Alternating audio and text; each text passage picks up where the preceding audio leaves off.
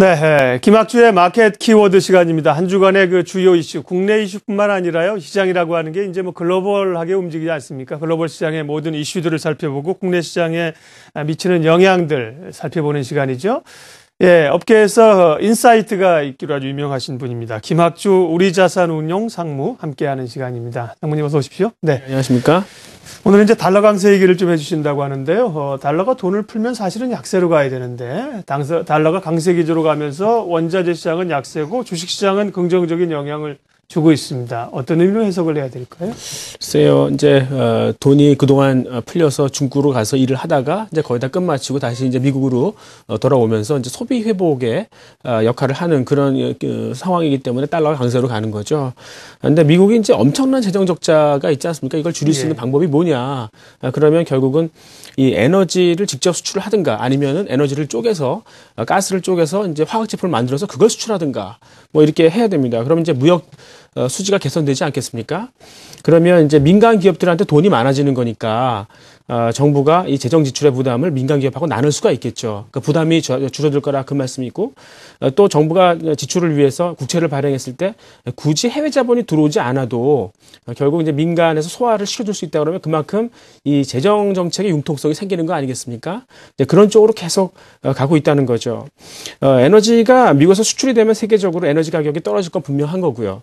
그리고 이제 달러 강세로 가서 미국인들의 구매력이 강해지면 소비가 좀 좋아지는 거는 또 당연하겠죠. 그래서 주가가 상승하고 그만큼 이 안전자산에 대한 매력도 떨어지는 거 아니겠습니까? 근데 이 귀금속이라는 게 이 안전자산의 매력도가 떨어지면 가장 먼저 팔아야 될 자산이죠. 그러니까 채권처럼 이자가 있는 것도 아니니까. 그렇죠. 네, 그래서 최근에 많이 좀 빠지고 있는 것 같습니다. 그러니까 이런 추세가 아주 구조적으로, 추세적으로 진행될 거기 때문에 그런 차원에서는 이제 이 조선이라든가 에너지 운송 인프라 이쪽은 계속 매력적으로 보일 것 같고요. 화학 같은 건 좀 어려울 거로 보고 있습니다. 네.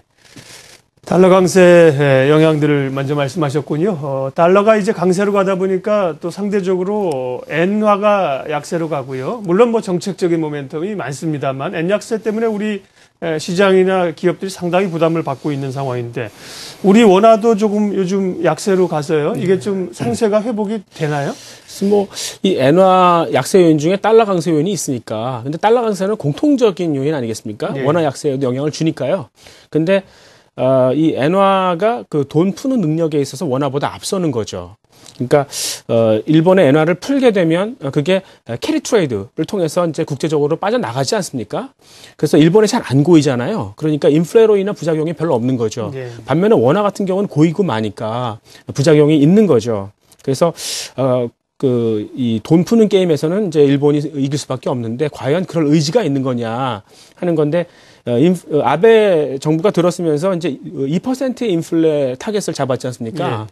그러니까 그 2% 인플레라는 거는 지난 20년 동안 한 번도 다시 경험해보지 못한 그런 숫자인데 왜 그게 하고 싶은 것인지 보면은 과거에는 이 일본이 그 디플레, 그러니까 자산 가격이 하락하더라도 크게 문제가 되지 않았어요. 왜냐하면 이 평생 고용이라는 게 있지 않습니까? 그래서 이 근로소득이 안정돼 있었기 때문에 괜찮았었어요. 근데 은퇴를 하다 보니까 근로소득이 불안정해지는 거예요. 그러니까 자산 가격에 소득을 만들어 줘야 되는 그런 입장이죠. 그러니까 그런 의지도 있다 이렇게 보니까 좋은 거죠. 그래서 이 자동차주 같은 경우가 엔 약세 때문에 많이 떨어지지 않았습니까? 주가가 진짜 지금은 싼 것 같아요. 그건 맞는 것 같고 말씀하셨듯이 이제 원달러가 1,100을 돌파하니까 반등을 하겠죠. 근데 이 매크로에 대한 이 불확실성이 있기 때문에 추세적으로 갈 것 같지는 않거든요. 그래서 이 박스권, 그러니까 현대차 같은 경우에 19만 원에서 23만 원, 뭐 거기서 이제 트레이딩을 하는 게 맞다고 보고 있습니다. 네. 오늘 뭐 삼성전자는 갤럭시 S4 공개 재료 노출 영향이겠습니다만은 2.2% 하락하고 있고요. 현대차가 4% 가까운 급등세를 나타내고 있어서 자동차주가 이제 어디까지 가느냐 궁금해하실 텐데 관련된 이야기를 답을 주셨네요. 예, 근데 뭐 자동차라든지요 전반적으로 국내 업체들이 부담을 받는데 IT주는 상대적으로 말이죠 보면 엔약세 부담을 좀 덜 받는 것 같고요. 삼성전자나 IT 부품주 또 갤럭시 S4 공개되고 오늘은 좀 눌리는데요. 향후 흐름들을 어떻게 보세요? 예, 지금 뭐 국내 기관들이 IT를 가장 비중을 많이 확대해 놓은 업종이죠. 그리고 자동차는 가장 비중을 축소해 놓은 업종이고요. 네. 그러니까 굉장히 편중이 심한 것 같아요. 근데 당분간 이제 애플의 신제품이 없지 않습니까? 반면에 삼성은 지금 계속 내놓고요. 오늘도 이제 갤럭시 S4를 내놨는데요. 그러다 보니까 이 부품을 많이 만들어야 되니까요. 품귀 현상이 벌어지지 않습니까? 예. 그러니까 이제 이 IT 부품 업체들은 영업 레버리지 효과가 크니까요. 그쪽의 실적이 너무나 좋아지는 거예요. 특히 이제 카메라 모듈 같은 경우는 굉장히 좋아지는 거죠. 네. 예, 그래서 지금 우리나라 업종 중에 그 실적이 제대로 나오는 데가 별로 없어요. 이제 최근에 보이는 게 IT 부품하고 이 성장형 중소형주, 테마주 이런 게 보이니까 그쪽으로 너무 쏠림 현상이 심한 것 같습니다. 근데 이 IT 부품도 그렇고 자동차 부품도 그렇고 그런 부품주를 사서 장기간 보유해서 재미를 본 사람 한 번도 못 봤어요. 예. 그러니까 이제 좀 있으면은 이제 이 보급형 스마트폰 같은 게 나오지 않습니까? 저가인데 보면 삼성전자의 이 고가 제품이 별로 기능도 차이 나는 게 없는데 왜 이렇게 비싸야 되냐고 물어볼 거 아니겠어요? 그러면 결국은 거기서 도전을 받게 되고 삼성의 이 고가폰 그동안의 캐시카우죠. 거기서 이제 수익원이 약간 무너질 수 있을 것이다 이렇게 생각을 하는 거죠. 물론 이제 세계 경제가 지금 아주 스마트하게 변해가고 있으니까요. 오늘 나온 갤럭시 S4 같은 경우도 보면은 이 통역 기능이 있더라고요. 어렸을 때 아버지가 너는 커서 영어 공부할 필요 없다. 왜냐하면 마이크 대고 한국말로 얘기하면 영어 나올 거니까. 네. 근데 잘 안 됐잖아요. 그래서 돌아가시기 전에 미안하다 그런 말씀도 하셨는데 하여튼 뭐 이게 나왔으니까 네. 그러니까 사람들이 사고 싶을 거 아니겠어요? 그러니까 새로운 기능이 더해지면서 수요가 생길 텐데 과연 그게 삼성전자의 그동안의 캐시카우가 무너지는 것을 얼마큼 잘 만회해 줄 건지 사람들은 일단 차익 실현을 하고 지켜본 다음에 다시 들어가고 싶은 그렇겠죠. 그런 마음이 좀 생기는 것 같습니다. 네. 나중에 이제 영어 공부 그렇게 신경 써서 할 필요 없다는 게 이제 김상무님 아버님이 그렇게 말씀하셨다고요. 네. 예. 근데 뭐 영어 잘하시잖아요. 영국에서 공부도 하시고. 예, 예. 고생 많이 했습니다. 예. 네, 미국 얘기 좀 하겠습니다. 미국은 간밤에 고용 지표가 좋았고요. 다우가 결국 이제 최고치를 갈 것이냐 이렇게 고민들 했었는데 최고치를 뚫고 나서 지금 8거래일째 상승세고요. 여타 S&P나 뭐 나스닥도 최고치 가면서 기세 좋은데 한편에서는 또 조정에 대한 우려감들도 좀 있는 게 사실이죠. 예, 그러니까 핌코의 빌 그로스라는 사람이 작년 말에 2013년에 미국 경제 성장률을 1.25%로 전망을 했었어요. 근데 최근에 급하게 수정을 했죠. 네. 3%다라고 얘기한 거예요. 그러니까 소비에 불이 붙었다고 그 사람은 얘기를 하는 거죠. 채권 왕이라고. 예, 그렇습니다. 예. 근데 그 사람이 이제 주식을 좋게 보는 거니까. 네. 근데 반면에 이제 마크 파버라는 사람은 올해 안에 한 20%의 주가 조정을 겪을 것이다. 지난 4년 동안 너무 많이 올랐다. 네. 미국의 소비가 좋아지고는 있지만 이게 계속 지속될지 그리고 다른 경제에 파급될지 잘 모르겠다. 뭐 이런 식으로 네. 얘기를 하는 거죠. 근데 마크 파버도 아직은 주식을 보유하고 있더라고요. 네. 예, 그리고 지난 2월 달에 미국 자동차 판매가 한 1,540만 대 연간 환산으로 보면 그래서 리먼 사태 이전으로 회복을 했다고 그랬지 않습니까? 이 자동차라는 게 이 고가의 내구성 소비재이기 때문에 경기가 위축되면 제일 먼저 수요가 하락하고요. 경기가 회복을 하면 제일 늦게 돌아서거든요. 네. 근데 자동차 수요가 돌아섰다는 얘기는 이제 어느 정도 소비 심리가 많이 개선됐다는 걸 의미하고 있어요.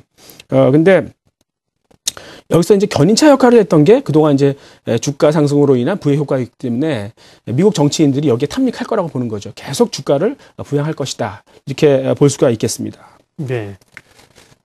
뭐 저희가 앞서 말씀드린 것처럼 이제 글로벌한 이슈들을 다 봅니다. 중국 얘기하겠습니다. 전인대가 지금 진행 중인데요. 시진핑이 이제 국가주석으로 이제 공식적으로 추대가 되지 않았습니까? 여러 가지 정책을 필 텐데 일단은 기대감보다는 당장 또 중국 부동산 규제책이기 때문에 아시아 시장에 부담을 주고 있습니다. 이 문제는 어떻게 보세요? 글쎄요, 중국에 좀 기대를 했었는데 네. 당분간은 성장보다는 이 비리 척결에 더 무게를 두는 것 같습니다. 그러니까 시진핑이 취임을 하면서 이 성장을 위한 유일한 방법이 대도시화밖에 없다. 뭐 이런 식으로 얘기를 했었어요. 네. 근데 거기에 가장 중요한 건 부동산 가격이 안정돼야 되는 거 아니겠습니까? 그래서 일단은 뭐 부동산 양도 차익에 대해서 20% 과세를 하겠다고 얘기를 했었고요. 최근에는 이제 부동산 관련 부정부패를 척결하겠다고 얘기를 하는 거거든요. 그래서 우리나라 사람 같으면은 이제 과거에 이 부동산 투기할 때 뭐 집을 뭐 한두 채 또는 뭐 몇 채 사는 뭐 그런 거지만 거기에 있는 기득권들 공산당 같은 경우에는 뭐 한 동씩 사고 막 그래요. 네. 그리고 지금 이 관급공사 같은 경우에는 브로커가 중간에 한 6개 내지 7개가 달라붙어서 예. 아주 비리를, 이익을 막 착복을 하는 거죠. 그러니까 부동산 가격이 비싸지는 거고, 그만큼 이제 그게 이 부의 불균형의 온상이었다, 이렇게 보는 거니까 그걸 잡는 거 아니겠습니까? 사실 그 과정 속에서 이 관리들을 바꿔가면서 시진핑이 원하는 사람의 요직을 채워넣는 그런 과정으로 이해할 수도 있겠습니다. 하여튼 지금 중국 내에 투자를 할 수 있는 국영기업인데요. 거기서 지금 복지부동 하고 있습니다. 예. 그리고 이 투자를, 그러니까 엄두를 못 내는 거고, 이런 과정이 하반기까지 진행된다 그러거든요. 그래서 당분간 이 철강이나 화학 같은 그 산업 소재는 좀 약해질 수밖에 없다, 이렇게 생각하고 있습니다. 예. 아주 중국 사람들은 통이 크니까 아파트도 말씀하신 것처럼 한두 채가 아니라 한 동을 그냥 통째로 산답니다. 예. 국내 시장에서 최근에 그 렌탈 시장이 커지고 있다는 얘기들을 많이 듣는데요. 이 제품, 가전제품 물론이고 자동차들도 이제 렌탈에서 많이 또 사용을 하잖아요. 렌탈 시장 관련해서 좀 시사점이 있다고 그럽니다. 예. 예, 우리나라에서 굉장히 그 시장이 커지는 것 같아요. 예. 우리나라 사람들도 이제 소비가 미국형으로 바뀌어가는 거죠. 그러니까 지금 중장년층 같은 경우가 지금 재산 형성이 잘 안 돼 있는 상태예요. 네. 그러니까 취직을 한 게 IMF 때부터였으니까 고용 조건이 나빠졌을 거 아니겠습니까? 그러니까 재산을 많이 못 모았었고요. 그리고 또 이제는 굳이 저축을 해서 집을 살 필요가 없지 않습니까? 그러니까 우리나라 사람들이 소비하는 것도 일단 미리 쓰고요. 그래서 천천히 갚아나가는 이런 렌탈의 수요가 많이 늘어날 것 같아요. 최근 보면은 이 렌탈의 대상이 매트리스 같은 것도 렌탈을 하니까요. 예. 그러니까 별의별 것들이 다 렌탈로 가능해요. 그래서 지금 그거를 소개해 주는 데가 홈쇼핑이잖아요. 네. 그래서 이 홈쇼핑의 주가도 계속해서 괜찮을 것이다라고 볼 수 있겠고요. 저는 관심이 가는 게 렌터카 업체예요. 그러니까 그 이유는 첫 번째는 지금 수입차가 많이 보이지 않습니까? 예. 타고 싶죠. 이제는 돈을 안 모아도 되니까요. 렌탈로 이제 한번 타볼 수 있는 거 아니겠습니까? 두 번째는 자동차 유지나 정비가 되게 쉽지 않은데요. 이 렌터카 업체가 다 해주니까 굉장히 편리하고요. 세 번째는 최근 국내 자동차 업계 중에서 좀 힘든 데가 있어요. 그런 데가 이 렌터카 업체에다가 좀 좋은 조건에, 유리한 조건에 차를 주니까요. 렌터카 업체의 그 원가가 좀 절감이 되고, 마지막으로는 이 중국인 관광객 중에서 이제 두 번째로 오시는 분들이 꽤 있거든요. 그러니까 처음 왔을 때는 잘 모르니까요. 네. 버스 타고 같이 돌아다녔는데 이제는 좀 아니까 자기가 차를 렌터해서 스스로 돌아다니는 거죠. 그래서 이 렌터카의 시장이 상대적으로 굉장히 커질 수 있을 것이다, 이렇게 볼 수 있겠습니다. 네, 중요한 말씀이네요. 우리가 이제 세상이 돌아가는 그 시대의 흐름, 추세 변화를 읽어야 되는데요. 빌려 쓰는 렌탈 시장이 커지고 있다라는 얘기 주목해 보시기 바랍니다. 마켓 키워드 우리자산운용 김학주 상무님 한 주간의 이슈들 함께 분석하고 들어봤습니다. 고맙습니다. 네, 감사합니다.